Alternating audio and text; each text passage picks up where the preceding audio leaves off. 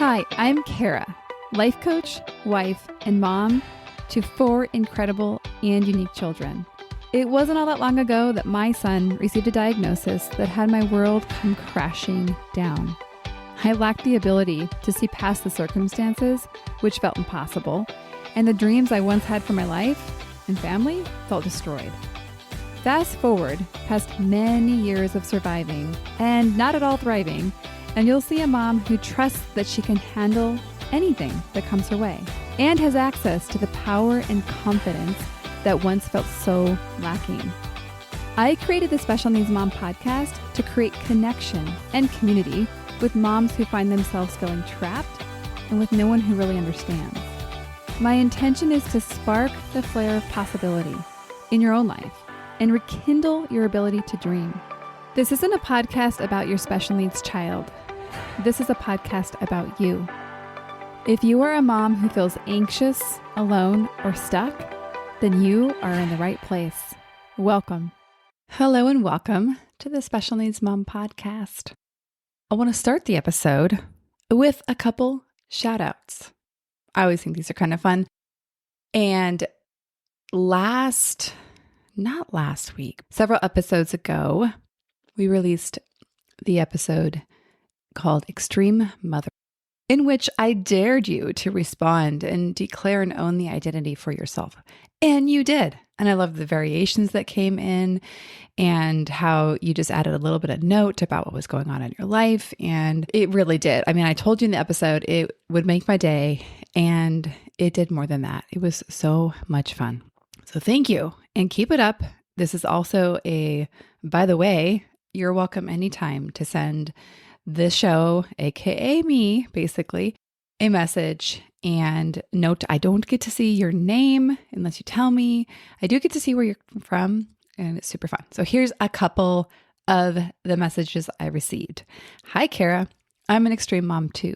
Thank you. It reached out to me this morning.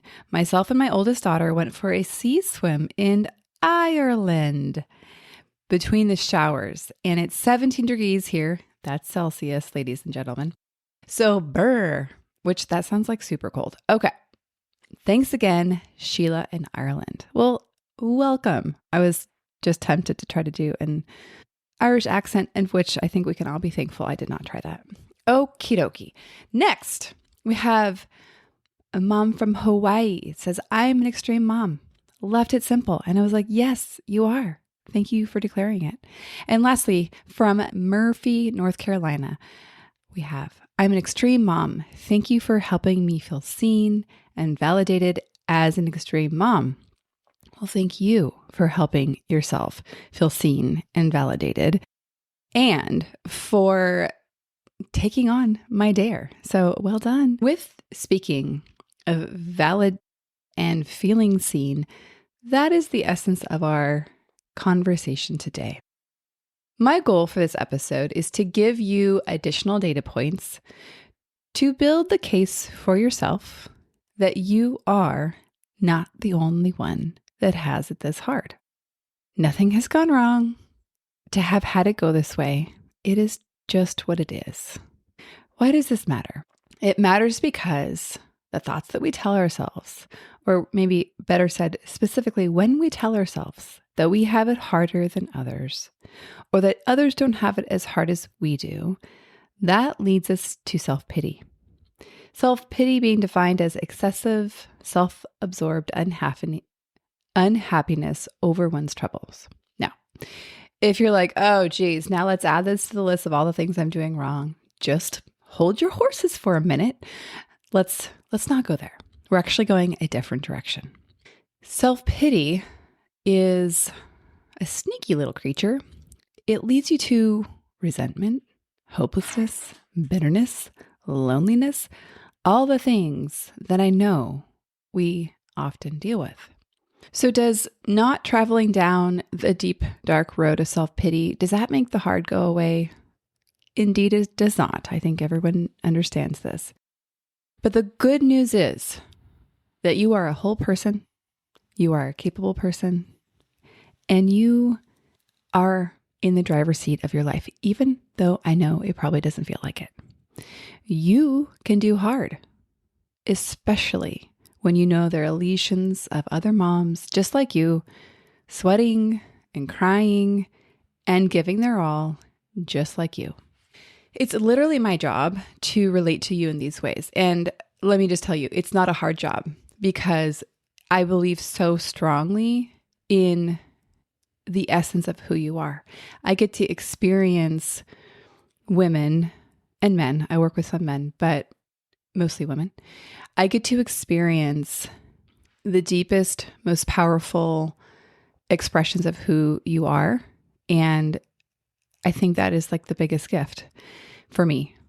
And as I was saying, it's literally my job to relate to you in these ways. Powerful and responsible, meaning you are at cause, you are in the driver's seat of your life, and whole. And we often forget this. I do too. And as I was saying, it's my job to reflect it back to you, to be a mirror, to hold a reflection back, shining towards you until you are able to get back in touch with yourself. And you might be like, well, I don't know if that's that great. It is that great. Trust me, I get to experience the gift of who you are, you being the humans, the powerful beings that I get to work with. And it's pretty incredible. This episode is inspired by a personal story.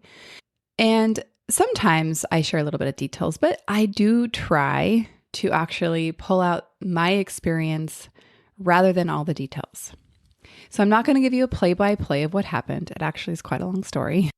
And actually, I do have Levi's permission to share the entire story. But I've decided that it's going to be a more relatable story to not have the play-by-play, but to actually have and know the experience that I was having.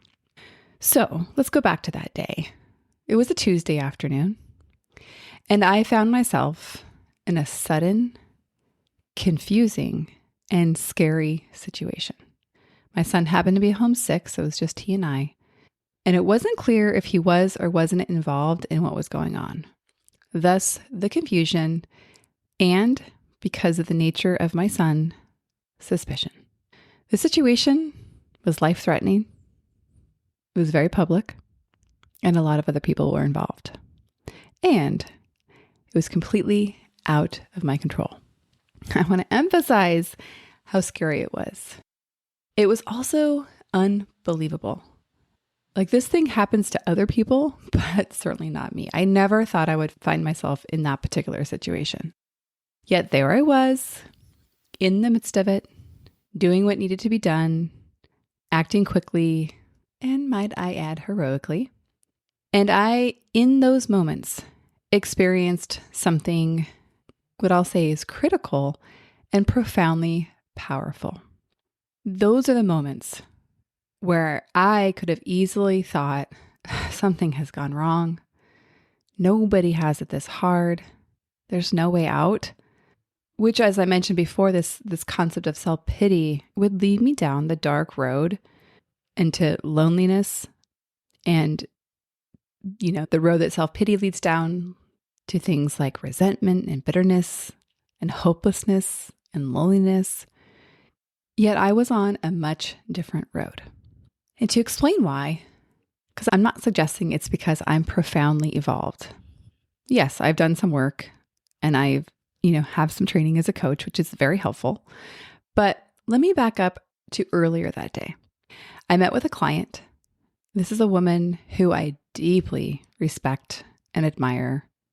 And she, as clients do, leaned all the way in to share the actual experience she was having, the thoughts she was having, and actually in this case, the thoughts she was afraid to have, but was too afraid to admit, or maybe even couldn't even acknowledge that that's what she was actually thinking and feeling.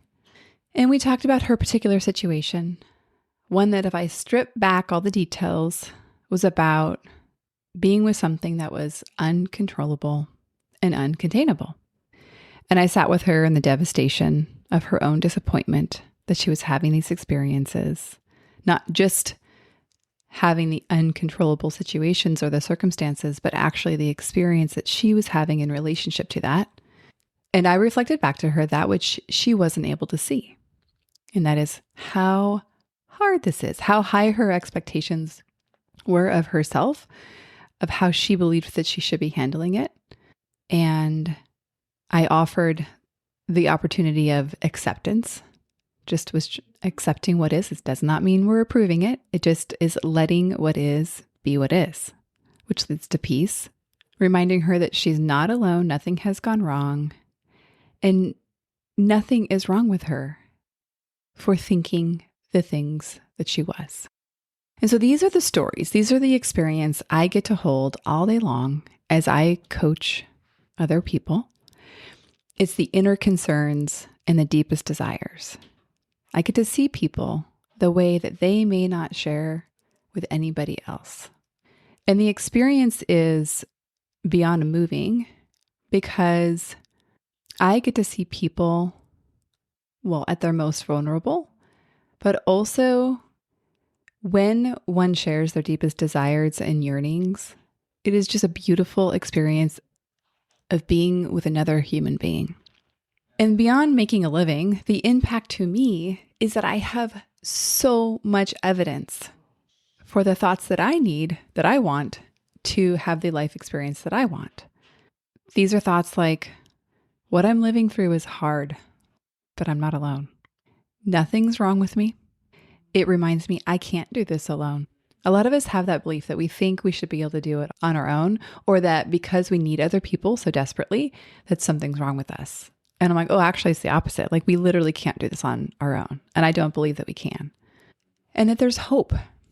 I get to see people orient themselves toward more of what they want and watch them create it. Does it happen overnight? It does not.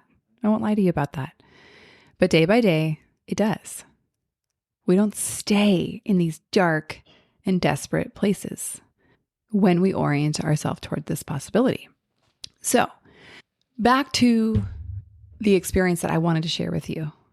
And like I said, I did not share the details of my story, and I probably will eventually. But for now, I want you to leave this conversation with the assurance that your life has not gone off the rails, that there is hope, and that you have what it takes to not just survive, but to take one small, seemingly impossible, maybe even indetectable step after another and another, and to thrive. Now, sometimes when I hear this word thrive, I'm like, maybe that's going a bit far. But I want to clarify that thriving does not mean perfection. It doesn't mean we've arrived. It doesn't mean all things are going well. Thriving for me means that you know you've got what it takes. You have your own back. You deeply love yourself. You offer yourself compassion. And as I was just saying, you orient yourself towards what's possible and go after it. You get to experience the gift of being authentically you. That's thriving to me. So leaving this episode, I want you to go live your life. And the next moment that you have when your child is perhaps having destructive behavior, out of control, whether medically things are not going well and you can't do anything about it, you have done everything you can and it's still moving where you don't want it to go. When you just don't see a way out, I want you to remind yourself that Kara, me over here, also has those moments where she finds herself in a sudden, confusing, scary situation that did not have a clear ending. Yet, when we have the assurance that we're not alone and we can get to the support that we need, it changes everything. Now, this feels like too good of a time not to remind you. I know I mentioned it in the middle of the episode, but I want to remind you that the doors will be opening to the Pathway to Peace coaching community in less than a month when this episode comes out, specifically October 14th. I've changed the way I'm doing it. I only open it several times a year. And even if you're just a bit curious, like, oh, I kind of just want the details. I want to know what that would be like. And maybe you can't totally picture yourself doing something like that yet, but like, you're like, well, it doesn't sound terrible. Well, I hope it sounds awesome, actually. I've been doing interviews with current members and trying to get feedback because we're always growing and I'm trying to figure out how to serve the community better in ways that meets our needs better. And it has been unanimous that people's favorite part is having a safe, non-judgmental place to be seen and to share their life with, even though it's just for these moments in time during the week. And second, they love the coaching, but first they love the community, which I think is pretty amazing. And I do hope you give yourself the chance to check it out. What you want to do after you listen to this episode, or right now basically, is go click on the show notes, which you'll find a link to the wait list. And basically that's going to put you on the list so that when I send out information, you are sure to receive it. Okay, well, and with that, we'll see you on the next episode.